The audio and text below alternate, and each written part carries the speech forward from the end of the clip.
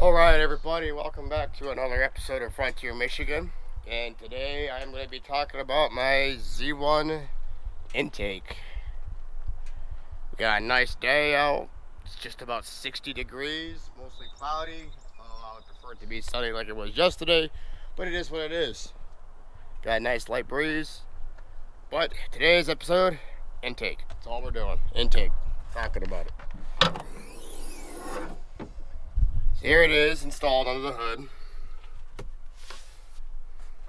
Air box. This bracket here, which I forgot what this is for. Auto start stop box is right there. So, first things first, ease of install. I'm gonna go ahead and say it's not the easiest intake I have installed, and I've done a handful of them over the years, but it is doable. There are some things that could be explained better on the instructions, but it is what it is. I did have a question about how this auto start stop relocation bracket worked, and essentially Z1 gives you another bracket that replaces the OEM one, and it mounts this box, this auto start stop box, a little bit lower and a little bit closer in towards the headlight, so that it makes room for the intake box itself, because before it would sit further out and higher, so it remounts it lower and in towards the light. This bracket, they tell you gotta bend it upwards, which realistically, C1, you guys should have a relocation bracket for this as well. Not just bend it up out of the way. Another part that was difficult was feeding this filter through this grommet in the back of the box. That was unbelievably tight, trying to squeeze that through there. And it is installed correctly, per the picture in the directions. This grommet's installed correctly. So the hardest part about all of this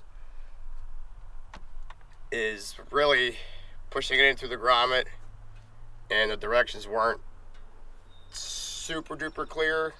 I did have to figure out a little bit on my own. They do give you a new PCV, a crankcase inlet, because the factory one is too short, and they give you a nice coupler here for your throttle body. All in all, the fit material is pretty good. Oh, they also give you a little plate for your mass airflow sensor. Plate with a grommet. Because this tube is a little bit bigger, so they give you a plate so that it's spaced correctly.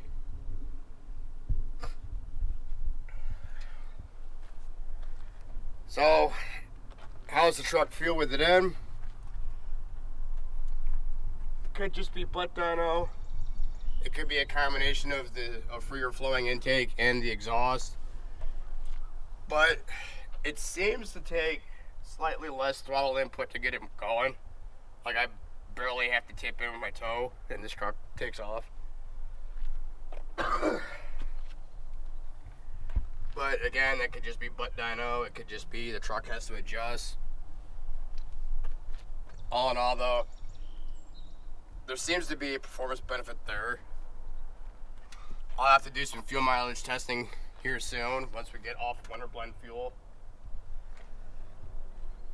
And I bet you're asking, so, well, the factory intake was a cold air intake because it had a, the plastic tube, it had its own enclosed box, it drew from the fender. Well, yeah, this also draws from the fender. It seals to it with this grommet here. But I want to show you something. I'm going to show you this. Now, I have not installed the outer piece on the intake just yet, because I'm still deciding if I want to actually get the snorkel or not. Because if I get the snorkel,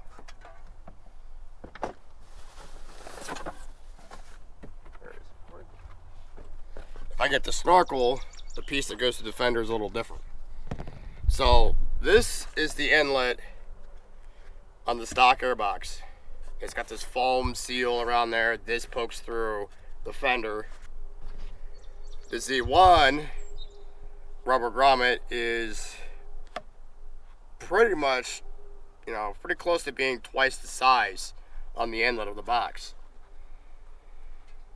Now, this is the piece that goes into the grommet on the outside, up under the fender liner. I have not installed that yet because, again, I'm deciding if I want to do the snorkel, which has a different piece. But, yeah.